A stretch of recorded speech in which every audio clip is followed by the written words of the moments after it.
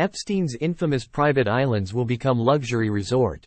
SD Investments LLC, an investment firm led by a prominent billionaire private equity executive Stephen Dekoff, announced on its website the acquisition of the islands of Great St. James and Little St. James in the United States Virgin Islands.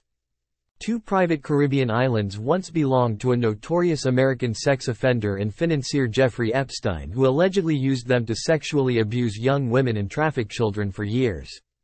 Epstein died in a Manhattan federal prison in 2019 while awaiting trial for sex trafficking. A decade earlier he was convicted for soliciting prostitution from a minor, for which he was registered as a sex offender. According to the prosecution, among his victims were girls possibly as young as 11 years of age. Great St. James and Little St. James were on the market for over a year.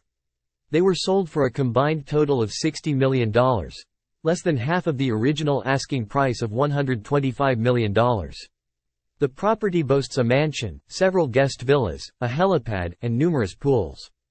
The islands now have been purchased by a prominent entrepreneur and investor who is planning to develop them into a luxury resort. Stephen Dekoff, a resident of the U.S. Virgin Islands, is worth $3 billion. He is a co-founder of private equity firm Black Diamond Capital Management, which manages $9 billion in assets.